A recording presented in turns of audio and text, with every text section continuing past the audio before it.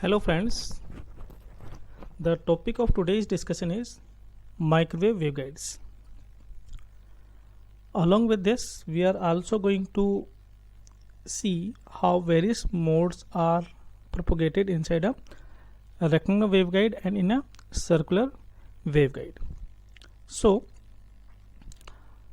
to start with, let us see why we need these waveguides when we are already having transmission lines and cables at low frequencies.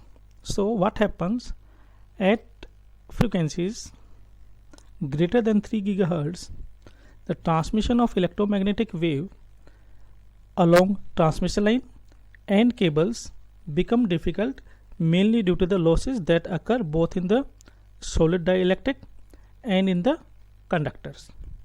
So metallic tubes are used instead of transmission line or the cables. A metallic tube can be used to transmit electromagnetic wave at these frequencies. Now those metallic tubes are termed as waveguide. They are single lines, means these are also termed as single conductor type transmission line. So a hollow metallic tube of uniform cross-sectional for transmitting electromagnetic waves by successive reflection from inner walls of tube is called a waveguide. Now these waveguides are used in ultra high frequencies and at microwave region as an alternative to the transmission lines. Here it may also be noted that no TEM wave can exist inside a rectangular waveguide, but TE and TM waves can exist. This we can mathematically prove in this lecture itself.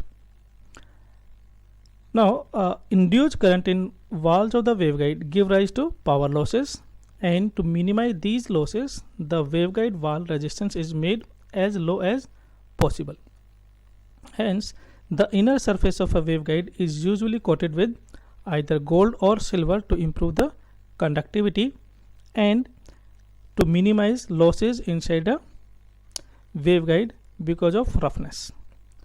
The waveguide is usually manufactured using copper. The waveguide are generally air-filled. They are superior to coaxial cables at ultra-high frequencies and higher frequencies, and these can handle greater amount of power and possesses less resistance. Now to make the concept a little bit clear, we are going to compare the transmission lines with our waveguides. Now there are some similarities and there are some dissimilarities too. So let us start our discussion with what are the similarities between waveguides and the two-wire transmission line. Now here wave have phase and phase velocity and is attenuated. So wave traveling in a waveguide has a phase velocity and will be attenuated as in a transmission line. Second, there are reflection due to irregularity or mismatch. Yes, any irregularity in a waveguide produces reflection, just like an irregularity in case of two-wire transmission line. Another similarity is when the wave reaches the end of a waveguide, it is reflected unless the load impedance is adjusted to absorb the wave. So if there is any mismatch, then there will be reflection, and if the load impedance is matching with the characteristic impedance, in that case there will be no reflection. Now another similarity is the standing wave. When both incident and the reflected wave are present in a waveguide, a standing wave pattern results as in case of a transmission line. Now also the reflected wave can be eliminated by proper impedance matching as in a transmission line system. Now let us also discuss what are the dissimilarities between waveguides and two-wire transmission line. Now the first dissimilarity is that waveguides act as a high pass filter, means if the operating frequency is greater than the cutoff frequency, only in that particular case the wave is able to pass through the waveguide, unlike two-wire transmission line.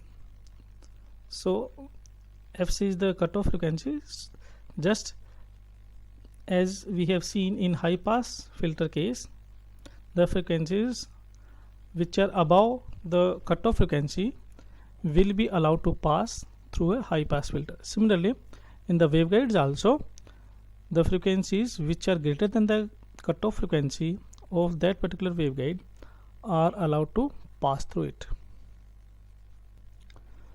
Now next difference is that waveguide is a one conductor transmission system. The whole body of the waveguide act as a ground, and the wave propagates through multiple reflection from the walls of a waveguide. Another difference is the velocity of propagation is different when the wave is traveling inside a waveguide.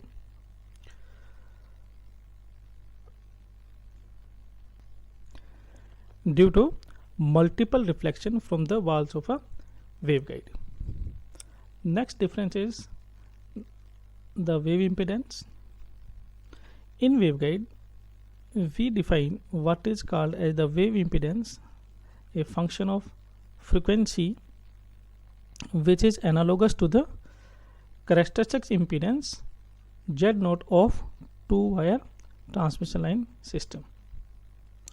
Another difference, that is system of propagation. The system of propagation in waveguide is in accordance with the field theory,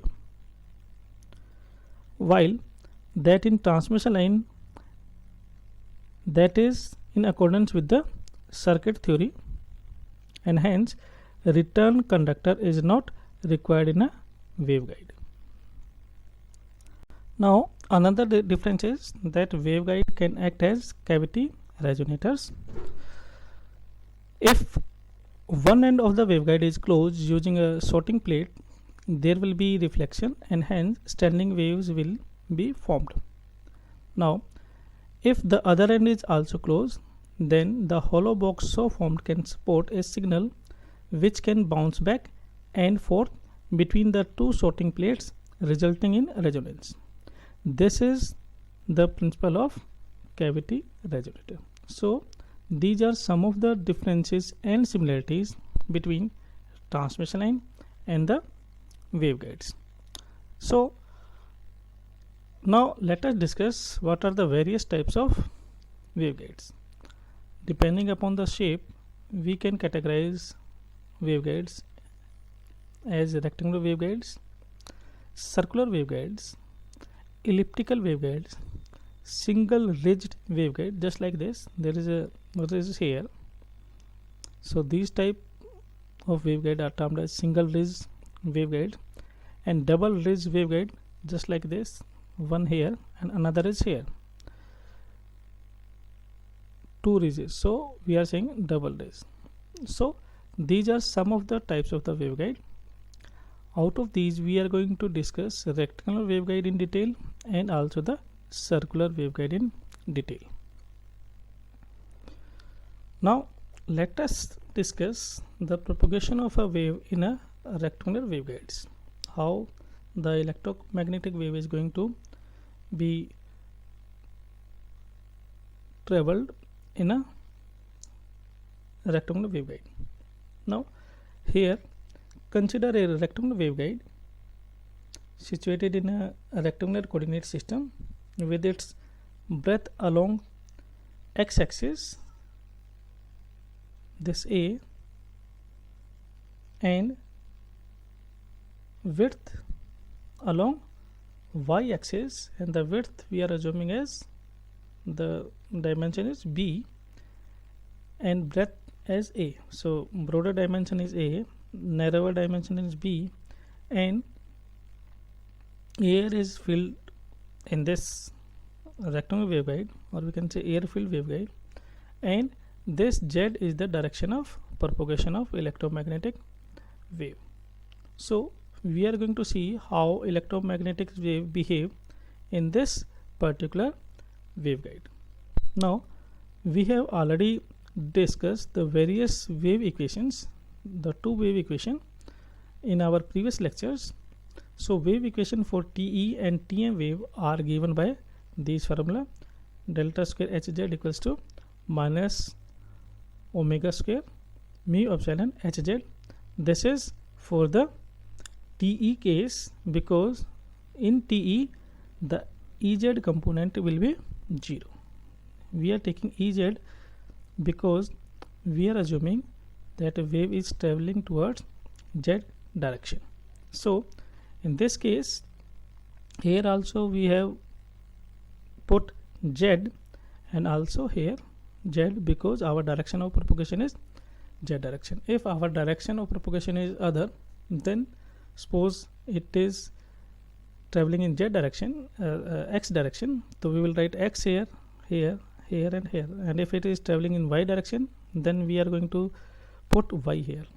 So this is the first equation, wave equation for TE wave, and this delta square Ez equals to minus omega square mu epsilon Ez. This will be the equation for our TM wave, where Hz component is 0. Now we take this equation, the second equation, and we are going to expand it in a rectangular coordinate system. So by expanding this left hand side of this equation, we are getting curly square Ez over curly x square plus curly square Ez over curly y square plus curly square Ez over curly z square, and the right hand side will remain same, minus omega square mu epsilon into Ez. This is equation number 1. Now since the wave propagate in z direction, so we can have operator which we have derived in our earlier lecture, another operator, curly square over curly z square was equals to gamma square. So here in this equation, instead of writing this curly square over curly z square, we are going to replace this by gamma square. So by replacing this, our equation number 1 becomes curly square Ez over curly x square plus curly square Ez over curly y square plus curly square Ez over curly z square. This becomes curly square Ez over curly x square plus curly square Ez over curly y square plus, now here gamma square Ez equals to minus omega square mu epsilon Ez. This is equation number 2. Now further simplifying this equation, we can say curly square Ez over curly x square plus curly square Ez over curly y square plus, now we bring this right hand side, this part of the equation towards left hand side, so this becomes like this, and we from these two we take Ez as common term.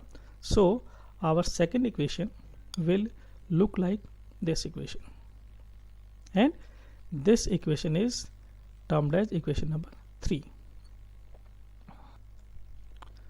Now let us assume that this part of the equation 3, gamma square plus omega square mu epsilon, we assume this equals to h square, and this is a constant. So our this equation 3 takes the form like this. So this equation becomes curly square Ez over curly x square plus curly square Ez over curly y square plus h square Ez equals to 0. Here we have replaced this bracketed term by h square. So this equation is for the TM wave.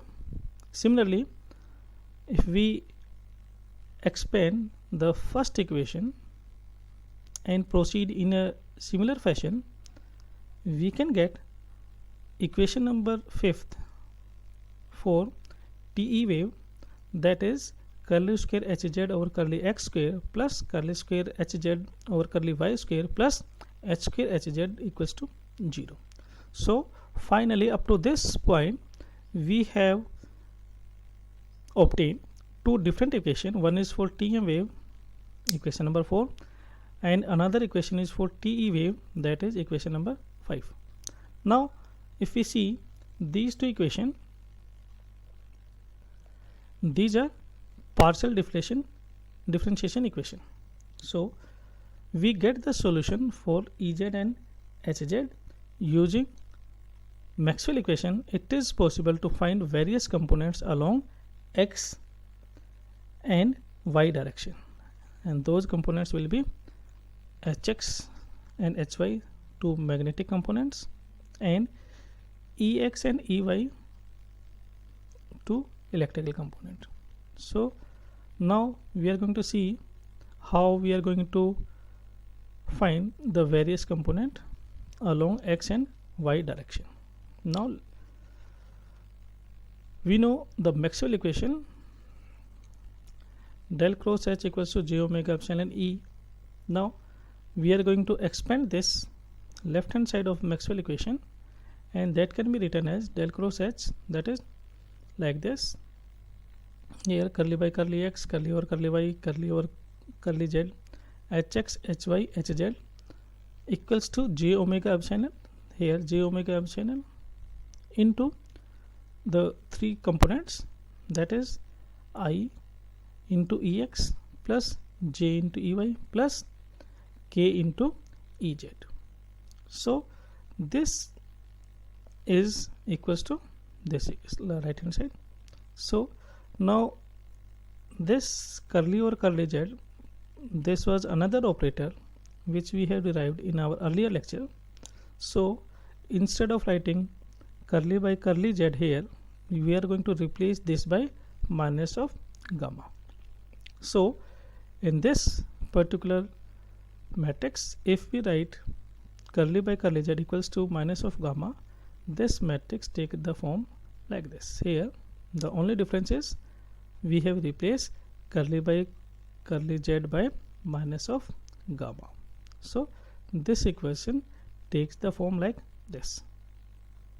Now we are going to equate the coefficient of I, j and k, and after expanding this we get these three equations.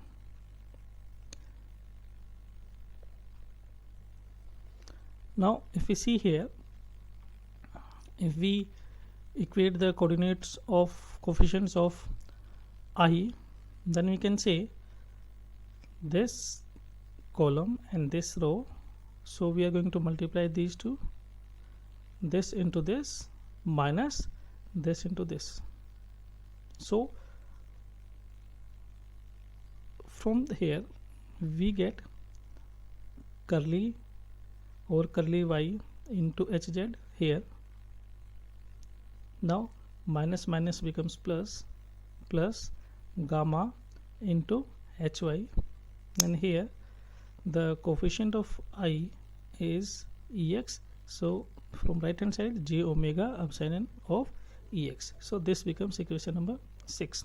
Similarly for j, for the coefficient of j, here we are going to neglect this row and this column and this row. So for second equation we are going to multiply this term with this, and from this product we are going to subtract the product of this and this. So we are getting the second equation, or this here the seventh equation, curly hz over curly x, curly hz over curly x, now minus, and minus minus becomes here plus, so plus gamma hz plus gamma into hx, and that will be equals to minus of j omega epsilon ey, j omega epsilon into coefficient of this j. Similarly we get the eighth equation by equating the coefficient of k. Here we are going to neglect this and this, so this multiplied by this term minus this multiplied by this term. So from this we get curly hy over curly x minus curly hx over curly y equals to j omega epsilon E z. So these are the three equations which we get after expanding the Maxwell left hand side. Now similarly we take the Maxwell's second equation, which is del cross E equals to minus of j omega mu of h. So again we are going to take the left hand side of this Maxwell's second equation and will expand this. In a similar fashion we have expanded our equation number 1 of Maxwell in this case. So similarly we are going to expand this, and by expanding and equating the coefficient of ijk for this case we get these three equations: equation number 9, equation number 10 and equation number 11. So here also we are having equation in term of Ez and Ey and Ex. So we are having 3, 6, 7, 8 equation here, which we get by expanding the left hand side of Maxwell equation number 1, and these three equation by expanding the left hand side of Maxwell equation second.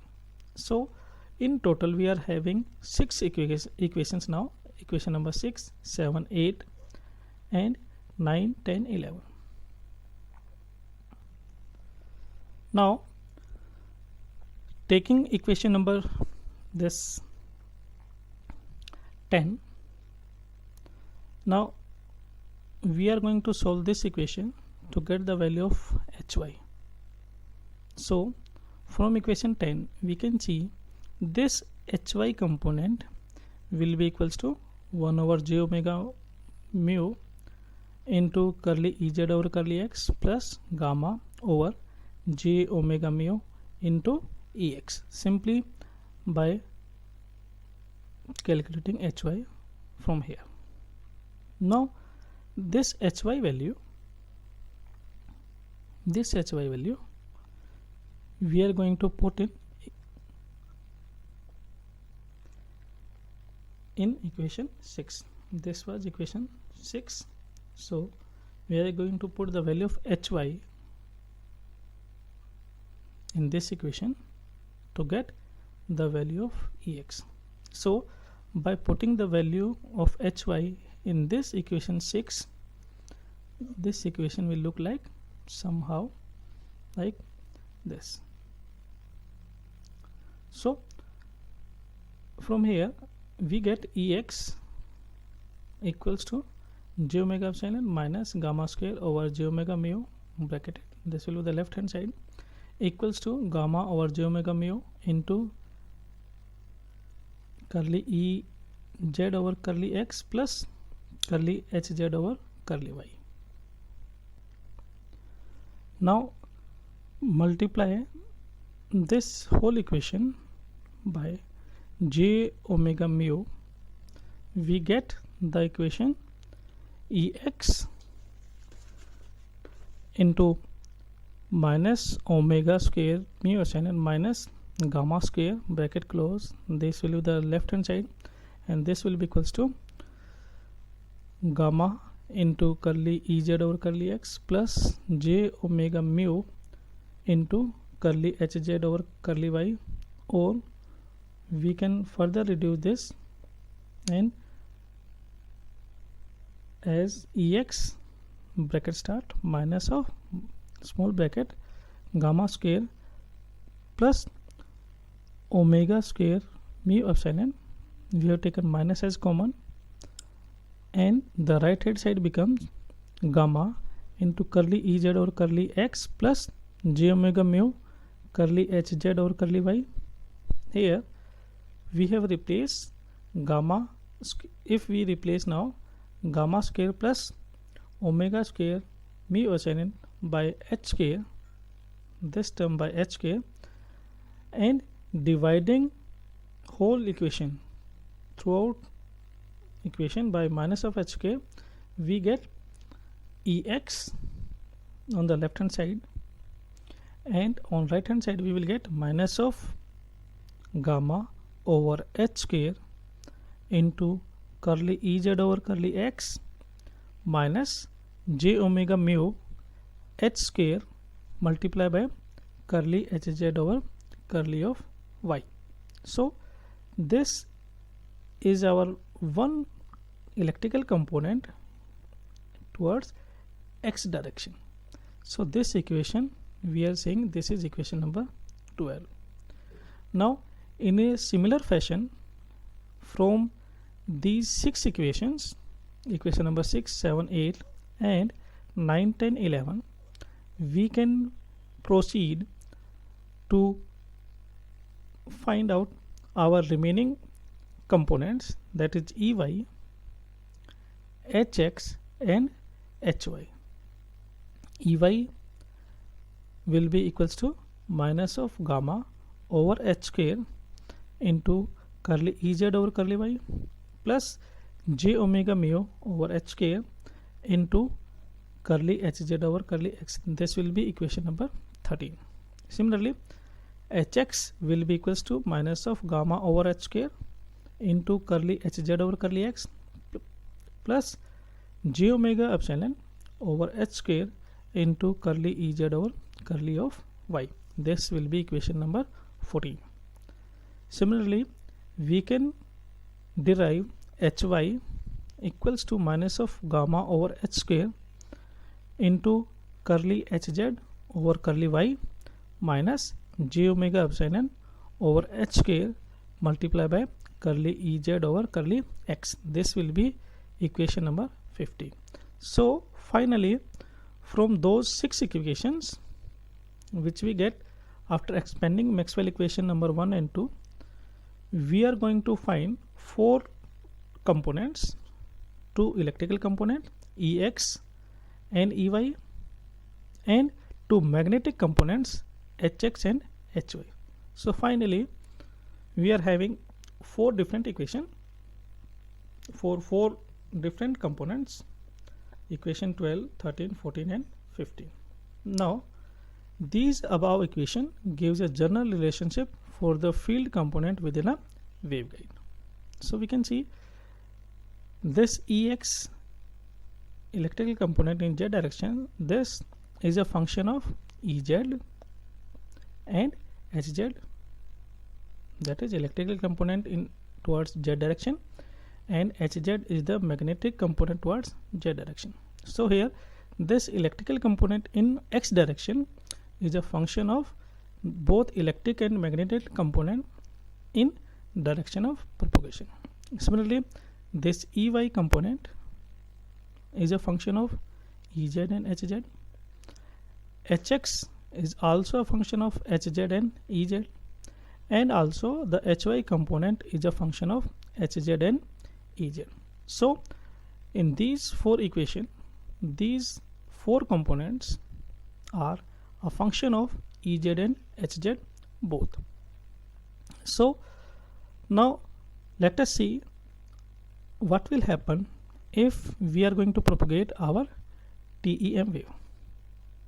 Now as you know, the condition for TEM wave is that for TEM wave the electrical component Ez here and the magnetic component Hz here, both will be 0 in direction of propagation, because we are having direction of propagation towards Z.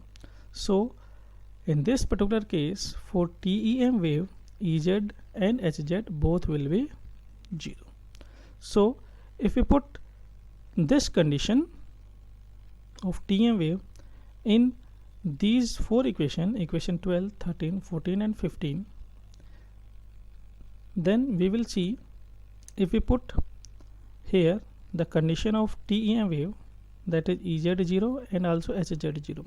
So this whole equation, whole right hand side becomes 0.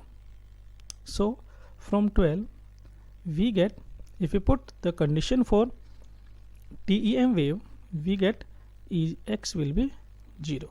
There is no electrical component towards x direction for TEM wave. Similarly, we can find what should be the value of Ey. Again, put the Ez and Hz equals to 0. In that case, we also see Ey component is also becomes 0 for TEM case. Similarly, Hx, we put here Hz 0 and Ez 0, so Hx will also be 0, and similarly Hy will also be 0 if we put Hz and Ez equals to 0. So from this condition of TM wave, we see all the components, all these four components, Ex, Ey, Hx, Hy, all the components becomes 0. So there are no components left which are going to help in wave propagation in a rectangular waveguide in case of TEM wave. So that is why we say that this TEM mode is not able to propagate inside a rectangular waveguide, because the Ex component, Ey component, Hx component and Hy component vanishes. Hence we can say a TEM wave cannot exist inside a waveguide. So friends, in this part of lecture we have studied the basic similarities and differences between a waveguide and two-wire transmission line, and we have also seen how a wave is going to propagate inside a rectangular waveguide. And in the final part of this lecture, we have mathematically proved that why TEM wave is not able to propagate inside a rectangular waveguide. So this is all for today's first part of this lecture. In the next part of this lecture, we are going to see how the TM and TE mode propagate inside a rectangular waveguide, and we are also going to derive some basic formulas such as cutoff frequencies, cutoff wavelength. We are going to discuss guided wavelength, phase velocity, group velocity for the TE and TM wave in our next lecture. Thank you for now. Have a nice day.